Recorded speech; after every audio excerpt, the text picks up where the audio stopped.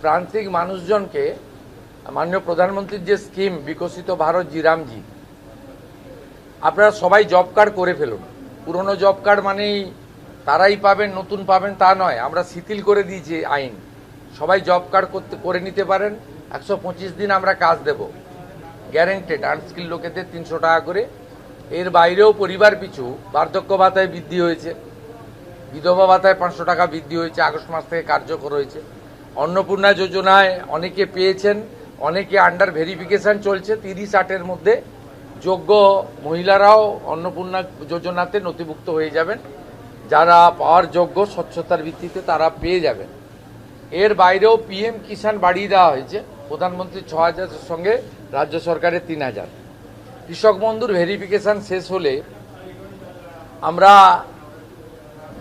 কৃষি জমি থাকলেই তাদেরকে 4000 টাকা করে দেবো কৃষক বন্ধুতে। তার উপরের যে সিলিং থাকবে তাদেরকে একটা আমাদের করা হয়েছে সিস্টেম। এবং রেশন তো ফ্রি দিচ্ছেন প্রধানমন্ত্রী রাজ্য সরকারের মাধ্যমে। আমাদের নির্বাচন চলাকালীন আটা নিয়ে ব্যাপক অভিযোগ ছিল নিম্নমানের, আমরা আটা বন্ধ করে দিয়েছি, এখন ভালো গম পাচ্ছেন আপনারা। এর সঙ্গে 5 লাখ টাকার ইলেকট্রিক, 5 লাখ টাকা স্বাস্থ্য ফ্রি, আয়ুষ্মান ভারত। 16ই আগস্ট আয়ুষ্মান দিবস ঘোষণা করা হয়েছে, যেটা আগের সরকার খেলা হবে দিবস করেছিল। কারণ 1946-এর ওই দিন দ্য গ্রেট ক্যালকাটা কিলিং হয়েছিল সুরাবর্দির নেতৃত্বে, 10,000 হিন্দু খুন হয়েছিল। আমরা ওই দিন আয়ুষ্মান দিবস করছি এবং সেই দিন আয়ুষ্মান ভারতের কার্ড বিতরণও শুরু হবে। যারা আয়ুষ্মান ভারতের কার্ডে আসছে না, এমনিতে 70 ঊর্ধ্ব সবাই পেয়ে যাচ্ছেন, সেখানে কোনো নিয়ম নেই।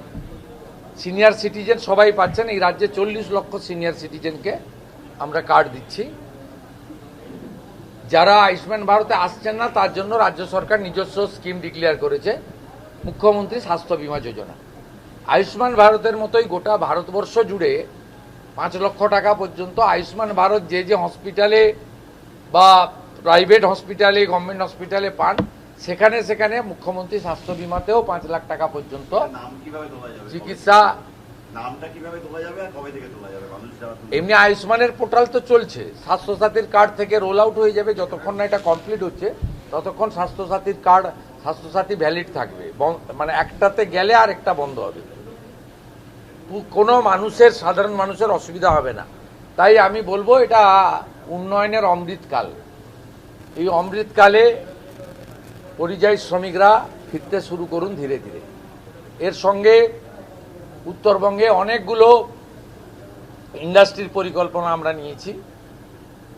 আমাদের ওদিকে যেমন মালদাতে আম লিচুর ফুড প্রসেসিং ইউনিট হচ্ছে, মাখানাকে নিয়ে আমরা কাজ করব। এদিকে আপনার আমাদের আনারস এবং ভুট্টার উপরেও ফুড প্রসেসিংয়ের আমাদের কাজ হবে। তুলাইপঞ্জি চালের উপরেও আমরা অনেকগুলো ব্যবস্থা নিয়েছি। এবং আপনারা জানেন মাননীয় অমিত শাহজি তিনি এসেছিলেন, আমুলকে আমরা দুটো জায়গা দিচ্ছি, দক্ষিণবঙ্গে 15 একর এবং উত্তরবঙ্গে 15 একর। তারা আইসক্রিম ফ্যাক্টরি করছে। উত্তরবঙ্গে জায়গা চিহ্নিত করে ফেলেছে শিল্প দপ্তর, পেয়ে যাবেন যেদিন হ্যান্ড